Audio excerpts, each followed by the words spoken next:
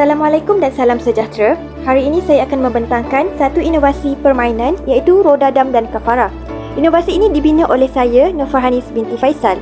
Saya merupakan pelajar sepenuh masa Master Pendidikan Islam di Universiti Pendidikan Sultan Idris. Di dalam video ini akan dibentangkan daripada abstrak, pengenalan, penyataan masalah, ciri inovasi, cara operasi dan impak inovasi. Roda Dam dan Kafarah merupakan satu inovasi permainan yang diterapkan dalam pengajaran dan pembelajaran untuk menentukan denda yang dikenakan ketika melaksanakan ibadat haji. Dam dan kafarah adalah dua istilah hukum Islam yang berkaitan dengan denda atau bayaran yang dikenakan atas pelanggaran tertentu, khususnya dalam ibadah seperti haji, puasa dan sumpah. Bahan permainan ini terdiri daripada roda, dam dan kafarah, kotak kesalahan serta kad 40. Roda, dam dan kafarah ini direka bentuk berdasarkan 3 bentuk bulatan yang berbeza ukuran. 3 bentuk bulatan yang mewakili 3 elemen iaitu jenis-jenis dam, jenis kesalahan dan gambar tata cara pelaksanaan dam. Kotak kesalahan mengandungi kad-kad kesalahan yang dilakukan ketika ibadat haji. Manakala kad 40 digunakan pada awal pengajaran dan pembelajaran agar pelajar terlebih dahulu memahami konsep tertib, takdir, ta'dil dan takhir. Hasil refleksi daripada PDP yang lalu, saya mendapati kebanyakan pelajar mengalami kesukaran dalam memahami jenis-jenis dam bagi setiap kesalahan yang dilakukan ketika melaksanakan manasik ibadah haji dan umrah. Pelajar juga didapati sukar untuk mengingati cara pelaksanaan bagi setiap jenis dam tersebut. Dan seperti kebiasaan, setelah guru memberi penerangan, pelajar akan disoal oleh guru sebagai proses penilaian. Namun, saya mendapati pelajar tidak dapat menjawab pertanyaan tersebut sehingga diberi kelonggaran untuk merujuk buku teks. Inovasi yang diperkenalkan dalam kajian ini dikenali sebagai Roda, Dam dan Kafarah, iaitu satu alat bantu mengajar yang bersifat interaktif dan visual, bertujuan untuk membantu pelajar memahami konsep-konsep penting berkaitan dam dan kafarah dalam ibadah haji dan umrah. Inovasi ini menekankan pembelajaran berasaskan pendekatan kinestetik dan visual melalui penggunaan roda berlapis, kod warna serta kad-kad interaktif. Yang pertama adalah reka bentuk roda berlapis. Instrumen utama ini terdiri daripada 3 bulatan yang disusun secara berlapis dan boleh diputarkan. Setiap satunya mewakili elemen utama dalam pemahaman konsep dam dan kafarah. Roda 1, bulatan yang paling besar, mengandungi 4 kategori utama dam mengikut mazhab Syafi'i, iaitu tertib wa takdir, tertib wa ta'dil, takhir wa takdir dan takhir wa ta'dil. Roda 2, bulatan kedua saiz sederhana, memaparkan gambar raja atau ilustrasi yang menerangkan tata cara pelaksanaan setiap jenis dam. Ini membantu pelajar membuat visualisasi terhadap tindakan yang perlu dilakukan bagi melaksanakan dam dengan betul. Roda 3, bulatan paling kecil yang mengandungi senarai kesalahan-kesalahan dalam pelaksanaan manasik haji dan umrah yang menyebabkan seseorang itu dikenakan dam. Setiap kesalahan disenaraikan dengan ringkas dan jelas. Setiap lapisan roda ini diberi kod warna yang berbeza bagi membantu pelajar membuat padanan antara jenis dam, pelaksanaannya dan kesalahan dengan lebih mudah dan berkesan.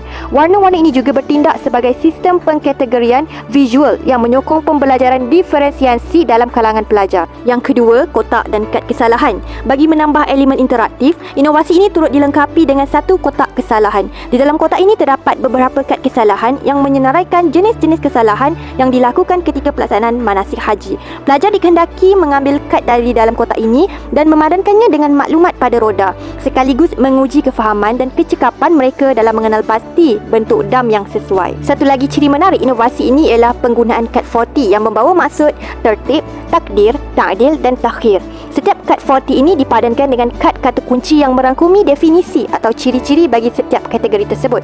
Kad-kad ini digunakan dalam aktiviti yang dinamakan Find the One, iaitu sejenis aktiviti pembelajaran berasaskan permainan yang menggalakkan pelajar berfikir secara kritis untuk membuat padanan yang betul antara istilah dan konsep. Cara operasi inovasi roda, dam dan kafarah. Yang pertama, pengenalan dan pemahaman awal. Guru memberikan penerangan awal mengenai jenis-jenis kesalahan dalam manasik haji dan umrah serta dam dan kafarah yang berkaitan. Pada peringkat ini juga, guru memastikan pelajar memahami 4 konsep utama dalam kategori dam iaitu tertib, takdir, ta'dil dan takhir. Langkah kedua, aktiviti Find the One. Guru mengedarkan kad kata kunci kepada beberapa pelajar secara rawak.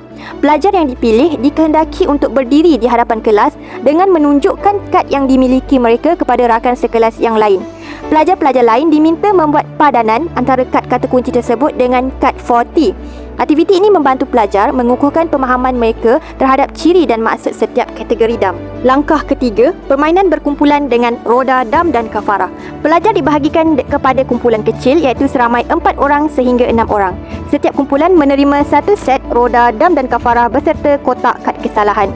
Setiap ahli kumpulan perlu mengambil satu kad kesalahan, memutar roda untuk mencari padanan yang betul dan seterusnya memberi penerangan kepada ahli kumpulan yang lain. Rakan yang lain perlu menilai jawapan yang diberikan kawan berdasarkan padanan dan kefahaman yang betul. Permainan ini akan berterusan sehingga kesemua ahli kumpulan berjaya menyelesaikan kad-kad kesalahan yang terdapat dalam kotak kesalahan. Inovasi roda, dam dan kafarah telah memberikan impak yang sangat positif terhadap proses PDP berkaitan topik dam dan kafarah dalam mata pelajaran pendidikan Islam. Inovasi ini membantu meningkatkan kefahaman pelajar melalui pendekatan visual dan interaktif yang kreatif. Reka bentuk roda berlapis serta penggunaan kod warna membolehkan pelajar mengenal pasti dengan lebih mudah kaitan antara jenis kesalahan, kategori dam dan cara pelaksanaannya. Hal ini sekaligus menjadikan pembelajaran yang bersifat abstrak dan kompleks lebih mudah difahami dan dihayati oleh pelajar. Di samping itu, pelaksanaan aktiviti secara berkumpulan melalui permainan ini turut menggalakkan pembelajaran aktif dan kolaboratif. Pelajar dapat berkomunikasi dan berbincang bersama rakan dalam kumpulan, berkongsi pendapat serta saling membantu dalam membuat padanan yang betul. Kaedah ini secara tidak langsung membina kemahiran sosial, kerjasama dan kepimpinan dalam kalangan pelajar. Pendekatan berasaskan permainan ini juga berjaya meningkatkan minat dan motivasi pelajar terhadap sesi pembelajaran. Aktiviti yang menyeronokkan dan mencabar menjadikan pelajar lebih fokus, teruja dan berminat untuk menyertai setiap peringkat pembelajaran. Malah, inovasi ini turut memenuhi keperluan pendidikan abad ke-21 kerana menggabungkan elemen pemikiran kritis, kreativiti, pembelajaran berpusatkan pelajar serta kebat. Potensi inovasi ini juga dilihat mampu dikembangkan ke dalam bentuk digital seperti aplikasi mudah alih atau platform interaktif sekaligus menjadikannya lebih fleksibel, moden dan sesuai digunakan dalam pelbagai situasi pembelajaran masa kini.